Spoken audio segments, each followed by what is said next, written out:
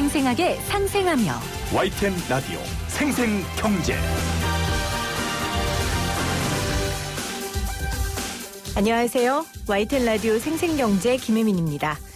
IMF는 오늘 한국이 코로나19로 심각하게 피해를 입은 근로자와 기업들을 위해 지출을 늘릴 만큼의 재정이 있다고 진단했습니다. 반가운 이야기죠. 그런데 무서운 이야기도 했습니다. 중소기업에 대한 금융지원 프로그램은 앞으로 경제가 좋아지면 구조조정을 위한 조치로 바뀌어야 한다라고 말했고요. 현재 노동시장에 일부 남아있는 경직성을 해소해야만 잠재 성장률을 더욱 끌어올릴 수 있다고도 덧붙였습니다. 97년 IMF 시절 구조조정, 해고 등의 단어가 떠오릅니다. 또 하나 무서운 말을 했는데요. 경제가 회복되더라도 서비스와 내수 부문은 수출 부문과 비교해 뒤처지면서 회복은 부문별로 불균등하게 진행될 것이라고 내다봤습니다. 코로나가 어려운 사람들을 더 어렵게 만드는 바이러스임이 분명한 것 같습니다. 2021년 1월 28일 YTN 라디오 생생경제 지금 시작합니다.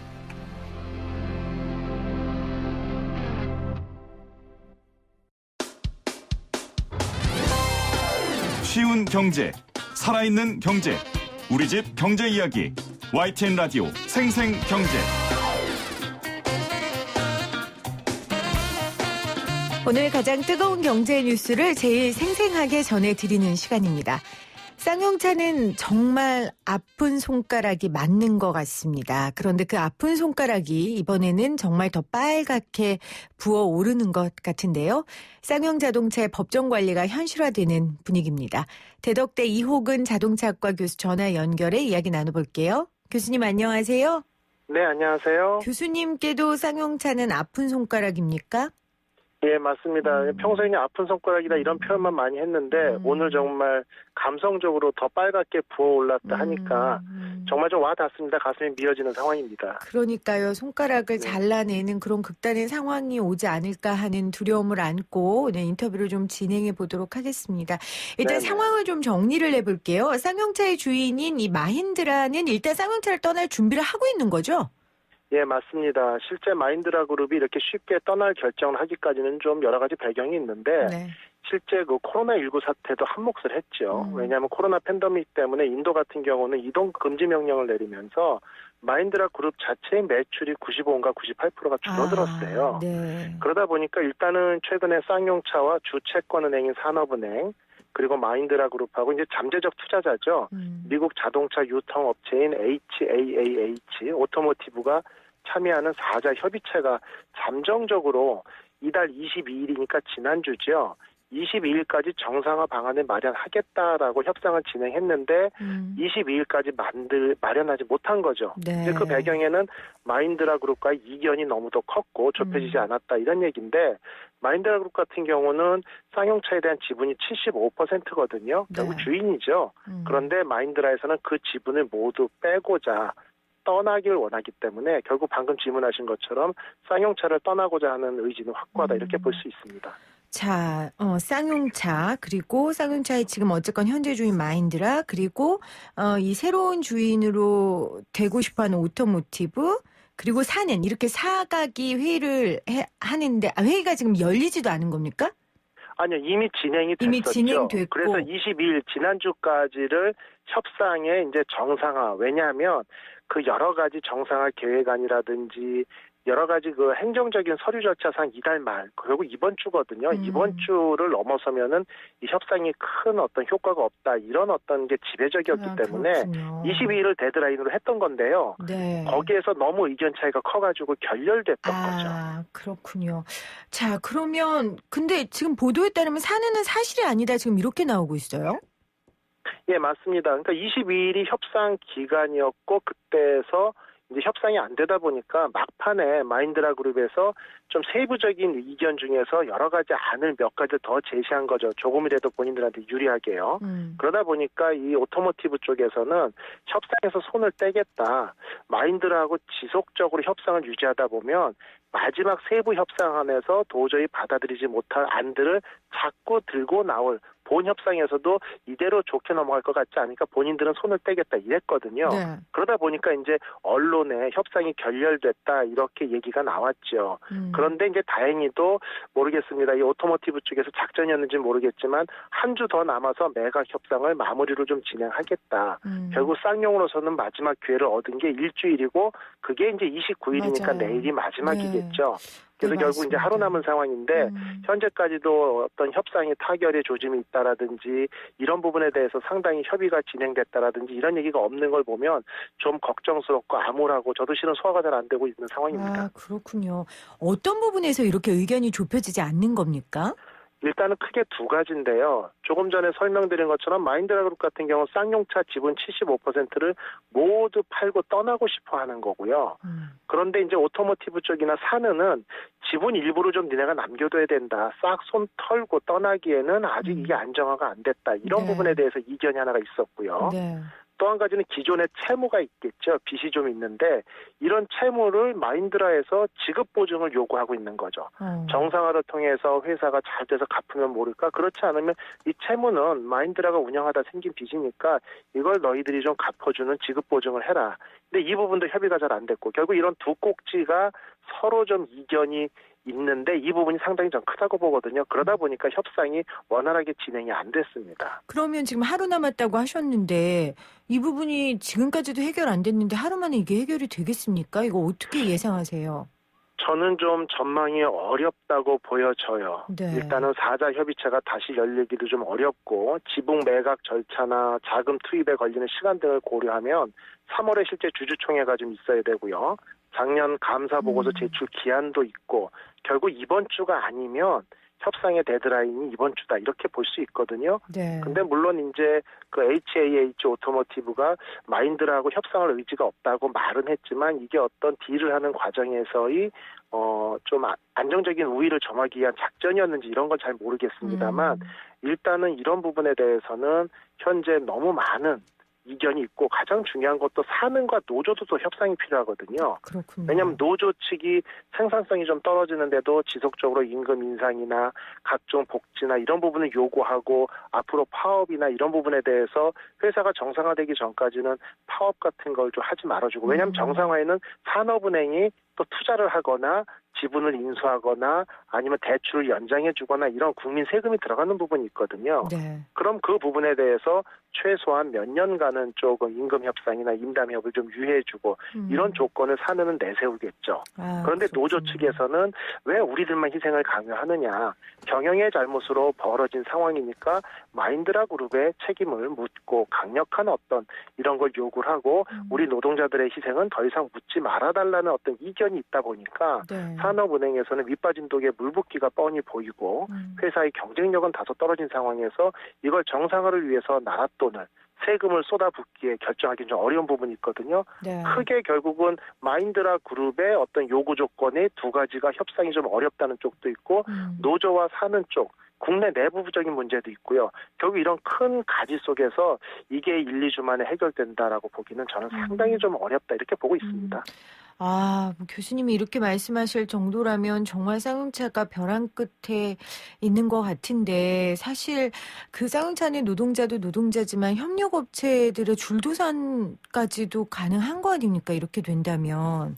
예, 맞습니다. 이게 줄도산이 가능한 얘기고 그 많은 업체들도 현재 간신히 버티고 있는데 네. 이런 상황에서 그 수백 개의 협력업체나 거기에 소속된 근로자나 노동자들까지 상당히 많은 대규모 일자리가 사라지는 상황이고요. 정말 좀 어려운 상황이 발생할 수 있거든요. 결국 이런 부분에 대해 현재 급여 미지급 사태도 벌어지고 있고요.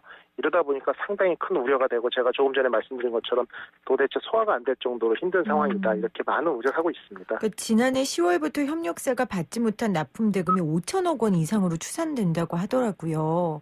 네. 그리고 오늘 기사에 따르면 뭐 급여도 지금 정상적으로 나가지 못했고 이런 소식들이 들려오는데 그러면 매각도 무산되고 법정 관리 현실화되면 이 상장 폐지는 당연한 수순이다. 이렇게 비관적으로 시나리오를 꺼내놓은 분들도 계세요. 교수님 어떻게 판단하세요? 예, 맞습니다. 상장 폐지가 당연한 수순이다라고 얘기가 나오고 있고요.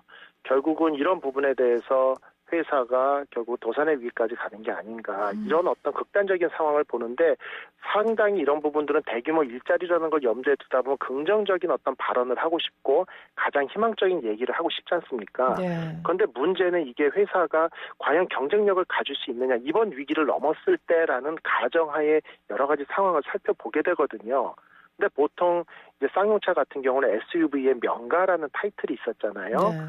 그래서 2016년 티볼리가 출시됐을 때 최초로 흑자를 냈고 상당히 좀 희망적이었는데 그 이후에 경쟁사인 국내 다른 자동차 업체에서도 소형과 준중형, 중형 이런 SUV를 지속적으로 출시하면서 경쟁력을 좀 잃어갔다. 특히 친환경 자동차에서는 제가 이게 10년 전부터 여러 가지 회의에 들어가 보면 친환경 자동차나 저공해 자동차에 대한 개발이나 이런 쪽이 너무 늦었다.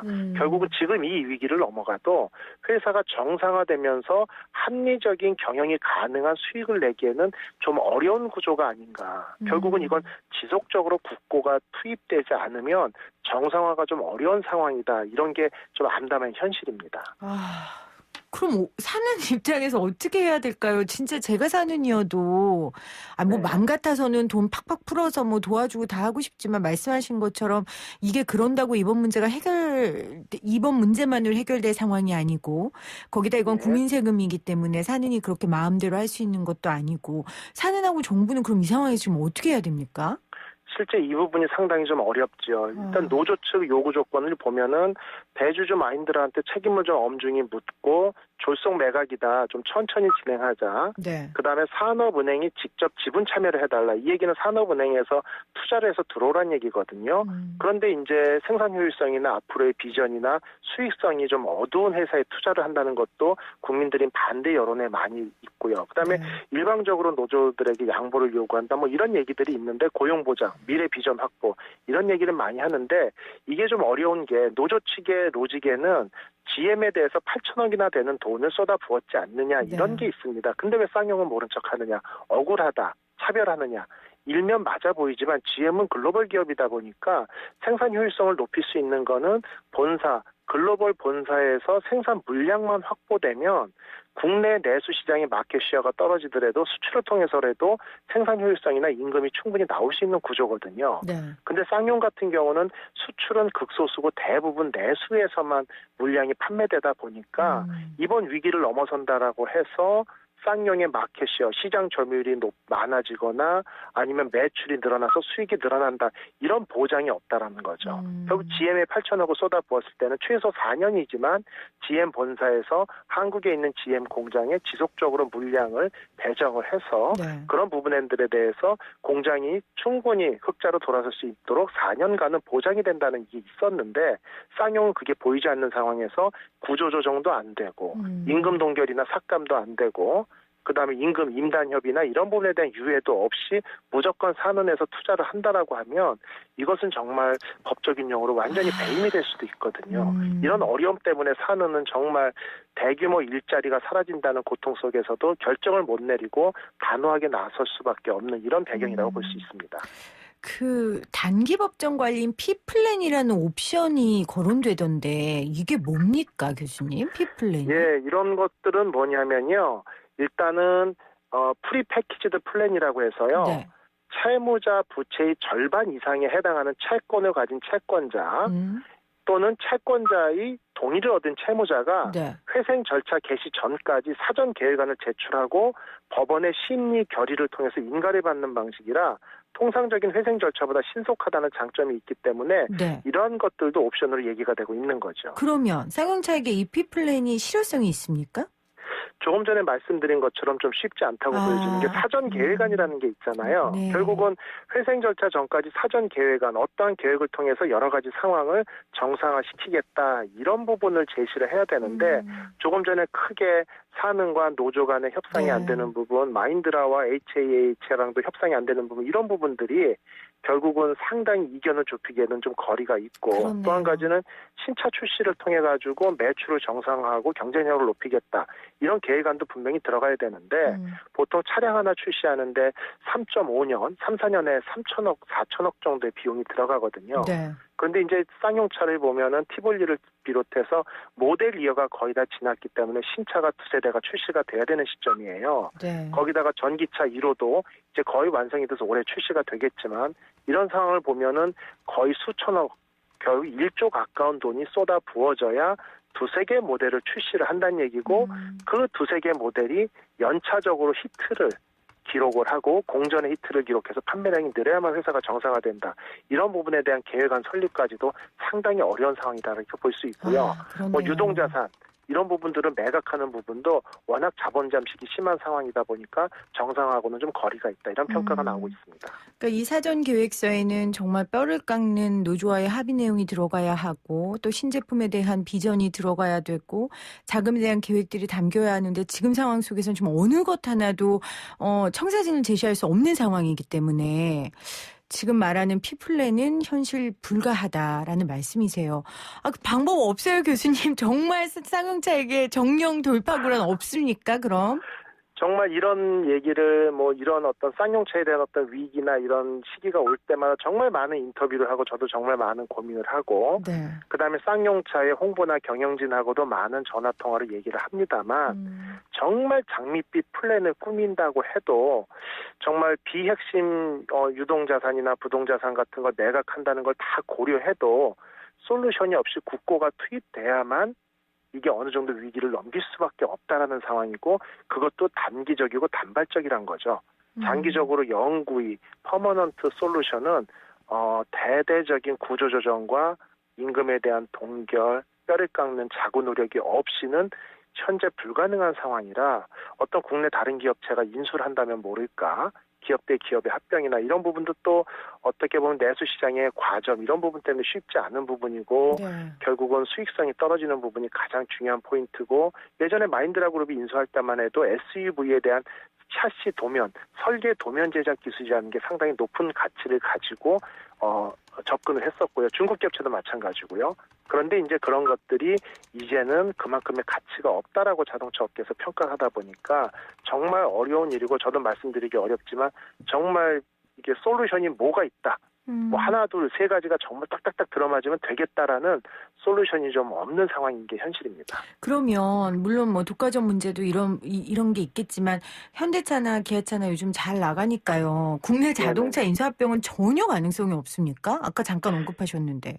예, 현재는 아예 그런 쪽은 고려하지 않고 있는 것 같고요. 현재 그러기에는 너무도 많은 국내 상황도 쉽지가 않은 상황이고 특히나 최근에는 전동화 그다음에 전기차, 친환경 자동차, 미래형 자동차에 대한 투자가 지속적으로 돼야 되고 기아 자동차만 해도 2025년부터 일반 내연기관 생산을 아예 중단한다고 공언을 했거든요. 네. 그러다 보니까 현대 기아도 체질 개선을 해야 되는 시점에서 이렇게 무거운 쌍용 자동차를 안고 가기에는 어떻게 보면 현대 기아 자체의 존립이나 경쟁력까지 흔들릴 수 있기 때문에 쉽게 결정할 부분은 아니라고 봅니다. 정말 이제 이 완성차 시장의 양극화 심화가 이제 굳혀질 것 같아요. 강자 독식의 구조가 지금 정해져 있는 것 같은데 앞으로 자동차 시장 어떻게 전망하세요? 예, 방금 말씀하신 강자 독식의 구조는 이미 여러 곳에서 우리가 목격하고 있어요. 네. 뭐냐면 전기차 시장에서도 테슬라의 독주를 보시면 시가총액이 이미 도요타나 이런 데 훨씬 뛰어넘고 있지 않습니까? 그런데 테슬라는 작년에 차를 50만 대 팔았거든요. 도요타는 1000만 대를 넘게 팔았습니다. 네. 차를 20배가 넘게 팔았음에도 불구하고 전기차에 대한 고객이나 소비자들의 선호도가 높다는 이유 하나만으로 시가총액이 도요타를 훨씬 뛰어넘는다라는 거죠. 네. 여기서 이제 현대를 얘기를 하면 현대는 전기차 전 세계 판매, 수출을 주로 하는 회사 입장에서 3위를 마크했는데 판매량 면에서도 테슬라하고 너무 차이가 크고요. 양극화가 심해지는 게 문제가 아니고요. 국내 시장에서 GM이나 르노, 삼성 같이 마이너 3사로 분류됐던 이런 회사들은 글로벌 본사가 있기 때문에 생존이 가능하거든요. 네. 결국 이제는 양극화가 심해진다는 게 중요한 게 아니라 생존할 수 있냐 없냐.